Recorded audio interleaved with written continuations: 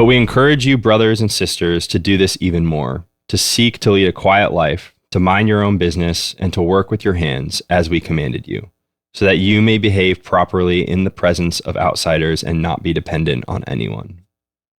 Oh, I'm excited about this one. So I read this in 1 Thessalonians 4:11 the other day, and I was just immediately struck by how glaringly out of step it is with so much of our culture today, but then also not even just struck by how out of step it is with culture, convicted by how sometimes the thing it is idealizing in this scripture is not the things that I aspire to.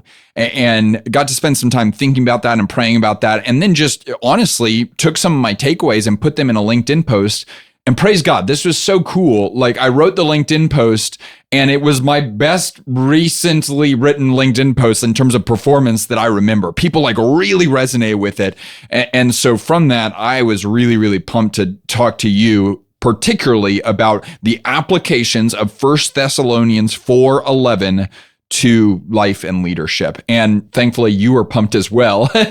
So I want to know, why are you excited about this conversation and unpacking this scripture? I think for some of the same reasons that you pointed out, it speaks against a lot of things that I think are evident in our culture right now.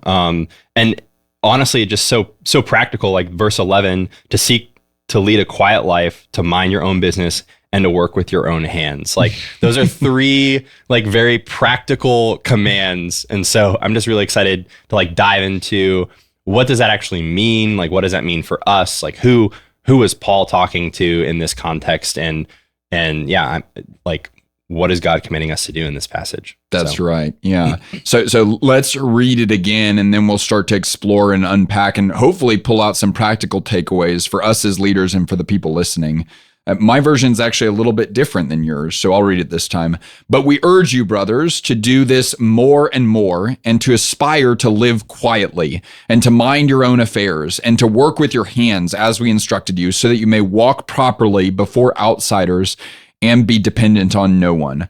So from a contextual perspective, neither of us are theologians, but we know enough about the Bible to be dangerous. We know that this is the Apostle Paul writing the church at Thessalonica. And just in my study and what I found, it's like, I was so excited about, because I'm going through the full Bible right now and I just hit Thessalonians. I was so pumped to get a letter from Paul where he's actually like, there's so much that you're doing so well. Yep. And that's actually hit on in this scripture, is he's saying, y'all are loving each other so well. And they're like, people are talking about what's going on in the city of Thessalonica and the church of Thessalonica. And he says, but we urge you to do more and more.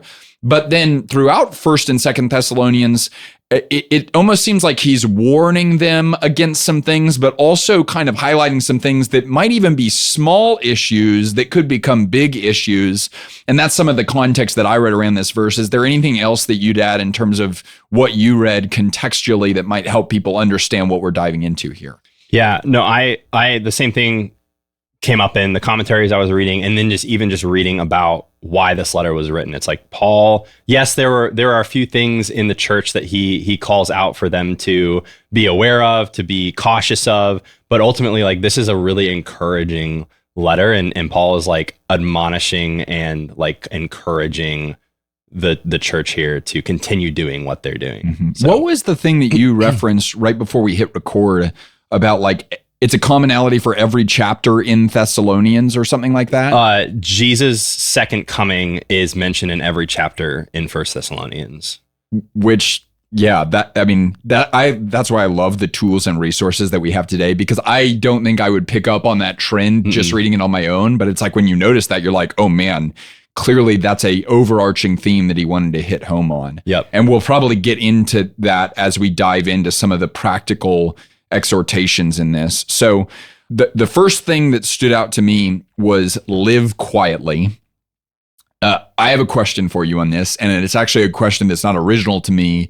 It's one of the LinkedIn comments that came up in response to my post about this scripture. They said, live quietly, ... Does that mean silent suffering? Question mark. And I was like, depending on what tone you read that with, this person could be very like hostile, or they could just be curious, right? Yeah. Let's take them as curious. Like, what does that actually mean? Does that mean silent suffering? What are your thoughts there? I guess the first thing is to identify what is silent suffering, and probably where are they coming from in that context. And the Act Like Men podcast you sent me that Joey Martin recently had a round table with Matt Chandler, Tim Tebow, and I mean, it was a massive round table. Who's the comedian that's on there? You might be a redneck if that guy. Yeah, I don't remember. I can't remember his name either. But regardless, that was actually something that they mentioned specifically to men. That is like is a consistent theme in our culture. Is like, to be a man is to suffer silently, and I do not think that is what this passage is saying. Yeah. Like, I think that in many ways that actually goes against like the heart of Jesus and the heart of God. I mean, our relationship with God is to be part of that dynamic is to be fully known, and suffering silently doesn't mean you're fully known in the context of the people around you and in the context of your relationship with the Lord. Like Jesus, I was just reading this yesterday in Hebrews. Jesus is our high priest, and he's not a high priest that we can't relate to. He was tempted in every way, and so like that understanding of we have a relatable Savior, and so we shouldn't be suffering silently because we can identify in the struggles of people around us and the struggles that like Jesus struggled for us, and so it would be counterintuitive to suffer silently. Yeah. So I do not think that is what it is saying, because I think that would be contrary to what the rest of Scripture says and the dynamic in our relationship with Jesus. Yeah. And maybe it's a distinction between silence and quiet. Right. It doesn't say live silently. It says live quietly. And based on the reading that I've done, but also just in my prayer on this verse, what I take his challenge to aspire to live quietly as is to not generate drama and controversy as a means of garnering attention. Yep.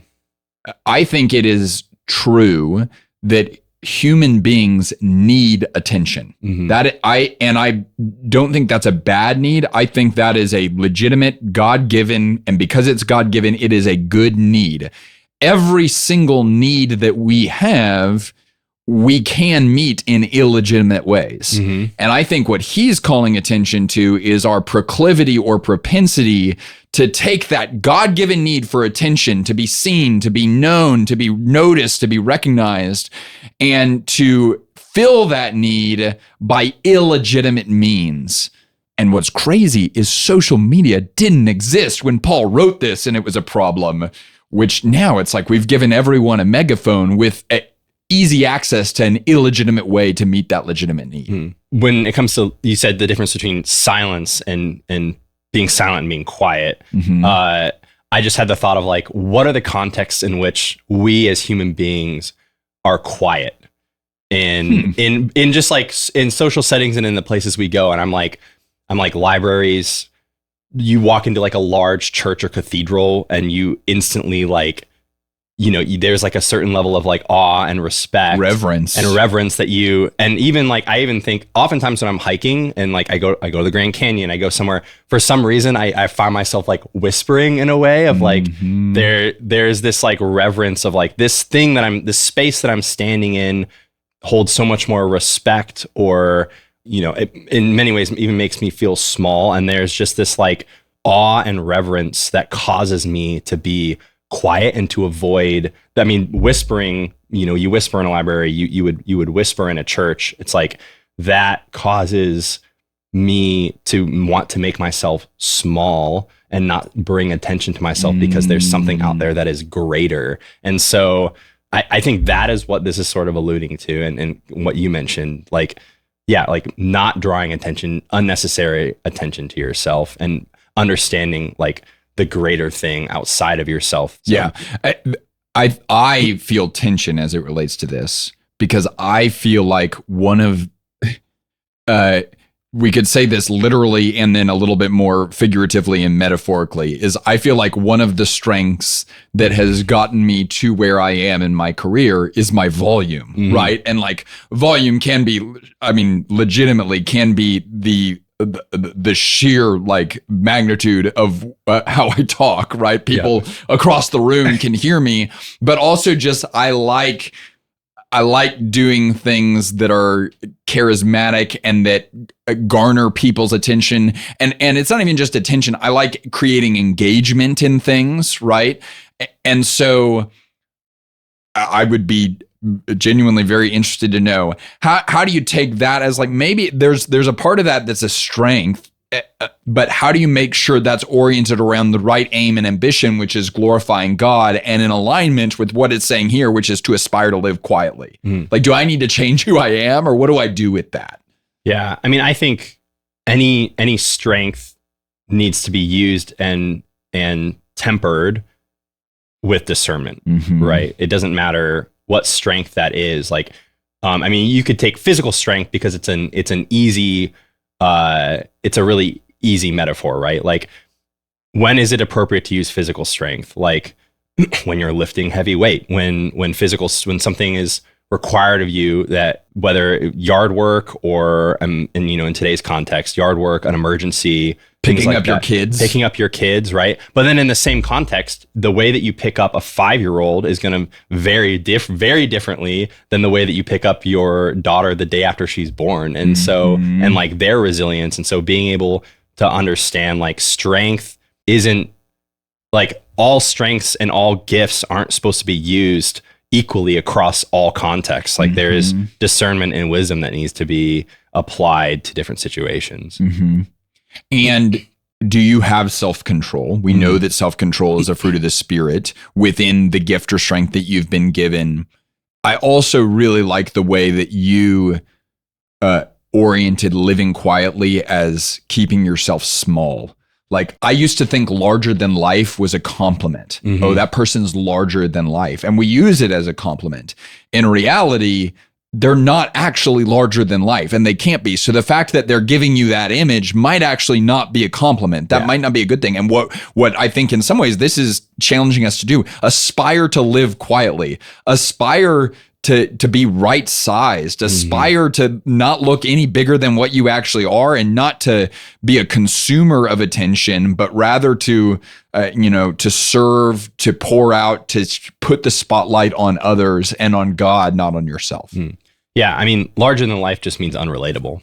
And if you're unrelatable, and Jesus humbled himself to be someone that we can relate and identify with in our suffering, like, if you're unrelatable, you are not operating like Jesus. Yeah, which is absurd because we're recording this before Christmas. It will air after Christmas. It's like, if anyone was larger than life, it was him, right? He was actually by definition larger than life, but he actively came down to be in life and made himself smaller so that he could be relatable, right? Which is the whole meaning of Christmas in so many ways. Yeah. So that kind of expands live quietly, not just to the volume of your voice, although if that is your aspiration, it will massively affect the volume of your voice in many cases, but also to just the way that we perceive ourselves and the way we interact with others and with God. Okay, how about we go to the next kind of practical exhortation, which is to mind your own affairs. What stood out? Yours said mind your own business. Mine just says straight up mind your own business, which I was like, this is definitely one of those verses that someone who isn't a believer or doesn't know the Bible well could like yank out and be like, Christians are supposed to mind their own business, so shut up. Like, it's like, I don't think that's exactly what this is saying, but there are also times where I'm reading, especially Paul, and I'm like, I know he didn't use expletives, but if he did use expletives, this would be a spot where he did, where he said, mind your own business. But in the footnotes, it says literal interpretation is to practice one's own things, which I think actually it like gives a lot more context to what that means. Mind your own business can sound very like shut up and focus on yourself, and honestly, there's a couple directions that could go where, like, I think people could use that as an excuse not to engage in their culture, not to engage with their neighbors, and focus on themselves. And then all of a sudden it's me, and it has nothing to do with being kingdom minded and focused on Jesus and trusting him with your sanctification. It's like, I mean, that could so easily go the wrong way if you don't understand what he's actually saying here. I think to practice one's own things gives a little bit more context, because the way that I hear that is, like everyone here has been given gifts and lots in life that they are called to steward well. They are called to lead well. And like to mind your own business and to practice one's own things is to acknowledge that like there is so much in this life that I have absolutely no influence and control over, but like these are the things that God has called me to like exercise my influence over. And like, this is what I'm going to put my attention and energy towards. So that's how I understand that to be. I'm curious what your thoughts are. I agree with you largely. I think that there's a tension associated with mind your own affairs or mind your own business. I love the phrase practice your own things that you highlighted. How do we square that with Jesus saying, you are the light of the world? A city on a hill cannot be hidden, nor do people hide a lamp under a basket, but on a stand, and it gives light to all the house. In the same way, let your light shine before men, that they may see your good deeds and glorify the Father in heaven. How do we hold that, that Jesus literally said, with Paul saying, mind your own business? I would say what Jesus said, which was, they will know you by how you love one another. You know? Like, how does that tie into this? I think, again, like the reality is that, you know, I mean, we say this, if someone depends on you, you are a leader. And so if you're minding your own, if you're practicing or minding your own business or paying attention to what is in front of you, what God has placed in front of you to steward over and to lead, that involves people and community and the individuals in your life. And so if you're really doing that well, you are loving the people around you well, and in turn, like, you will be a light, right? Because you will be known, or Jesus will be known, by how you love the people around you. Yeah, that is interesting, because there's nothing in that. So there's nothing in mind your own business that actually means isolate yourself from other people. There's also nothing in let your light shine before others that says, you know, but in the same way, make sure your light is brighter than theirs, right? It's like we're really not talking about other people's light at all. We're talking about your light, and we're saying that should be influencing other people, but it's kind of irrelevant what other people's light, gifts, talents, strengths, pursuits, standards are. So I actually think that the two, they actually don't even contradict each other. They actually align a lot with what, you know, like you focus on you being a light that influences others, and don't really base your contribution to the world on what other people are doing. So, you know, the most base level practical application of this is like, don't gossip, right? And I think of gossip as this, the way that I was taught it at Ramsey, is anytime you say something negative about someone to someone that can't do anything about it, right? So it's like, if we're talking about something negative or constructive, theoretically constructive, like, we have two choices. We can talk to the person because they can obviously do something about it, or we can talk to someone that can do something about it. In an organizational context, that's a leader in the organization, right? What we so often do is we go to our peers, and at that point, we're not seeking reconciliation or progress in that moment. But my bet is that a lot of the leaders on here know, hey, I don't want to gossip. I don't need to gossip. It's not good for me. Where does mind your own business become really practical and relevant for leaders today that may not struggle with just the base level gossip? The first thing that comes to mind is like the media that we consume and how much it consumes us. Like, yeah, I think it's really easy to get wrapped up in what's going on politically, what's going on in world events, what's going on, you know, in policy making. And not to say that those things aren't important and we shouldn't participate, again, like vote, like participate in the ways in which God has given us the ability to actually like steward and impact and influence the results of those things.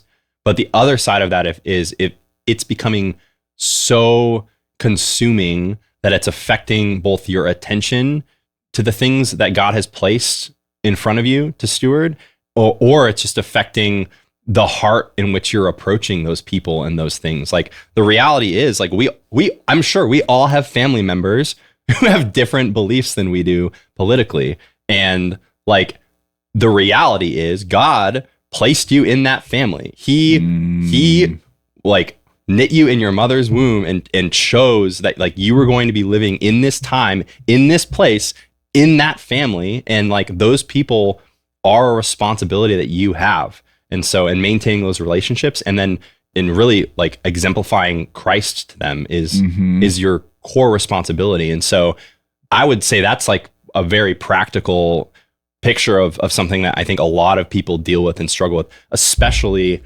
around the holidays and things like that, where you're mingling more with those individuals. So I so agree with you. I also think it really, when I'm failing at this, I am looking at other people to set my pace.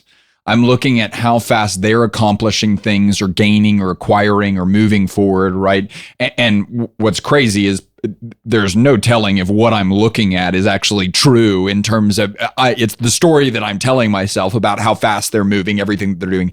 And I'm saying, oh, because other people are moving this fast, that's what I need to be accomplishing. That's the pace that I need to be running. And I mean, I have literally tried that exact philosophy in marathons before, is benchmarking my pace based on other people that I'm like, well, I need to be going as fast as they do. And let me tell you, it does not work. Like, run your race is something I have to hear over and over and over again. And I think run your race goes right in alignment with practice your own things, mind your own business, mind your own affairs. Okay, let's go to the next one. This one I thought was really interesting. Work with your hands, so specific, as we instructed you, so that you may walk properly before outsiders and be dependent on no one. Let's just start with work with your hands. From your perspective, is that a very practical and specific thing that applied to the people in Thessalonica when Paul wrote this letter? Or is that something that it's like, no, I actually don't think that's dotted line related to us right now. I think that's directly related to us right now. Well, I guess before making any comments on this, I would like to like identify that this passage at the very beginning in verse 9 starts and it goes about brotherly love. And then a part of brotherly love is to work with your hands. Interesting. And so I just think that's like really important to identify. Like, Paul is not separating work and love. And I think our culture does that. Like, we talk a lot about like work-life balance. It's a big thing right now. And I think sometimes that picture, the question we should really be asking ourselves is like, is work-life balance really the term we want to be using? And does that actually reflect what the Bible is teaching? Or is there another way that we should be approaching work in a way that is providing for yourself and providing for the people you're charged with providing for, so that like they can grow in their capacity, you can grow in your leadership, and that's where love comes from, right? Is through that provision. I guess to go back on your question, like to work with your hands.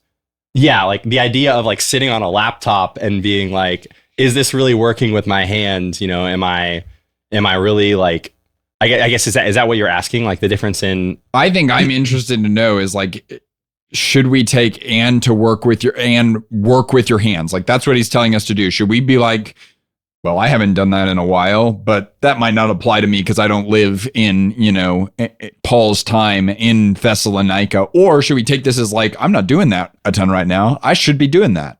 Yeah, I think that there is, and I'm not a scientist, but what? I didn't. You led me to believe. No, but I have like enough anecdotal evidence, and I mean, like experience, and like just in the things I have read and consumed, it's like the reality is when you move your body and when you accomplish things by moving your body, your mental health improves, your physical health improves, you live longer. In the cascading effect of that is often like your relationships are better. especially if you're working and working with your hands and moving your body around other people. That bond is strengthened and that relationship is strengthened. And so I would argue that it goes both ways. Like in the context of this verse in the day and age, I think that working with your hands probably applied directly to both physical movement and like working with your hands. But then also, as he continues to go on, and you may not be dependent on anyone, like working with your hands also included providing for yourself and providing for your family so that you wouldn't be a burden to the people around you, right? So I think in this context, Paul is those are one and the same because of this culture. Today's context is different because, like I said, you can have a job where you sit in front of a laptop all day and you're not really working. I mean, I guess you're typing, but like you're not, that labor isn't there, that same level of physical striving and movement. And so I would say both of those elements are present in this verse, in this context. In today's context, they might be two separate things that we have to be like aware of and monitor in a different way of like, hey, am I actively like working with my hands and providing for, myself and the people around me? Yes. One of the things that I recognize is the more we create structure in our business in a healthy way, one of the outcomes of that's an incredibly desirable outcome is more and more over the course of the past 5 years, my job as the CEO becomes working on the business, not working in the business. And that's also what we teach so many of our customers to move towards, is working on your business, not just working in your business. And I get so much benefit every time I get back into business or get back into work. And certainly I could say that's true with coaching. Anytime I go travel, get boots on the ground with a business, like actually roll up my sleeves and try to struggle through some of the hard problems that day-to-day business owners are facing, I get better in every way. Also, every time I mow the grass, trim the tree, pull weeds in the yard, do the maintenance on our cold plunge, right? Like every time I do work with my hands, I actually become better at the strategic work that I'm supposed to do because, I don't think I'm unique in the fact that I can spend a lot of my time talking about ideas and ideating things on whiteboards and in meetings and in discussion. And a lot of that can be incredibly fruitful and very profitable. And I don't think that that's a bad thing. If my life and work becomes only that, I think I become a shell of myself and quite frankly, become a shell of a man. And so, I think it's so good for your soul to do things that you can visualize tangible progress and that are a little bit unrelenting, right? In the yard is not subjective. It looks good or it looks bad. And there are weeds or there are not weeds. It is mowed well or it's not. And there's so much of the world that I do operate in that is subjective. It's actually really helpful to go to things that the standard is so wildly clear and it affects the standards that I bring into my more strategic or mental work, I think. Yeah. I think that's a huge, that was something that I saw in the military is and in the lower pay grades, my job, for instance, in the lower pay grades, you're going on flights, you're standing duty, you're actively participating and moving your body and doing the job itself, right? And then the higher up you go in the rankings, the more and more disconnected you are, and the more you're sitting at a desk and in meetings, and you just get further and further separated from the people who are actually really accomplishing the mission of the organization. And I think there are moments where I saw leaders do that well. I think the overall culture of it was more often, man, people at the top are just making decisions and they're just so far disconnected from the realities of what it means to actually walk through those decisions at the base level, right? And And he's hitting home here. Like so, previous to this verse, he like we already said, he's talking about how things are going so well. Mm-hmm. And then he says, but we urge you, do these things more and more and to aspire. So he's telling us, like, do these things also, even though things are going so well, also do these things. And so it's like, I take that like, this might be a little boneheaded how much I simplify things sometimes, but it's like when things are going well, I want to look up and being like, I need to do something with my hands. I need to do something hard. Cause that's the time when I struggle most with becoming complacent, becoming lazy, becoming idle. And so that's a really practical, like when things are going well, dadgummit, go do something with your hands that probably involves mud, because that would be really good for you. And that could be figurative or literal mud, but the more literal, the better, I think. I also think we should highlight that. So he's given us all of these exhortations: live quietly, mind your own business, work with your hands. And then it says, so that. And so that we know is a statement of purpose. Like, here's the reason why we're doing all of this. And the so that is very connected to what Jesus already said about being the light before others. You may walk properly before outsiders. And the context that I read on this is like outsiders is unbelievers, right? This is how you should be acting in the church, so that this is what people outside the church, people that don't believe, see. And so in so many ways, he's saying like, you doing these things is your greatest testimony. You like just not drawing attention to yourself, but selling out to serving others. You minding your own business and establishing your own standard. You working diligently with your hands. That is your testimony. And it stands out to me so much that that's the driving motive behind this. It's all oriented to the testimony that we're giving to others about who God actually is. Yeah, absolutely. And if you're doing those things, like if you go back and if you're leading a quiet life, you're minding your own business and you're working with your hands, but you're not postured towards that purpose, you're doing it wrong. Explain that a little bit more. Like I think that you could seek to lead a quiet life. You could seek to mind your own business and to work with your hands, and you could do all of those things for selfish reasons. Like I don't like the fact, like what you're driving home is the purpose behind why Paul is telling them to continue to do these things. Its strength is for service, I think, in so many ways. And then it goes, and be dependent on no one, which almost it is like, wait a second, did I just turn into like a conservative news broadcast? Like, what is that? Which I'm sure this verse could be taken out of context for a conservative news broadcast, right?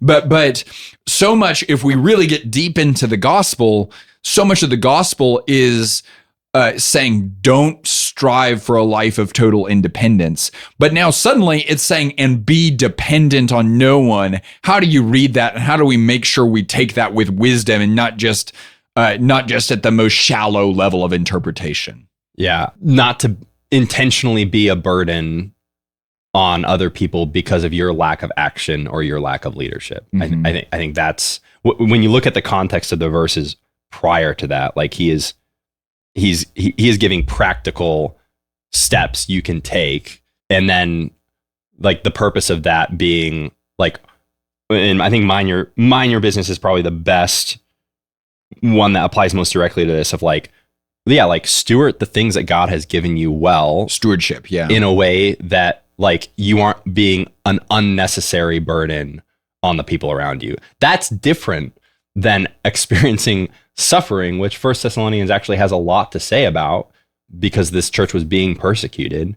That looks a lot different than going through a season of suffering and needing people to surround you in prayer and support. Like there's a difference between, like, he is making a direct correlation between loving your brothers and work. And if that is what you're focusing on, and you are stewarding the things that God has given you well, but suffering comes, I don't think that he's saying hunker down and suffer silently.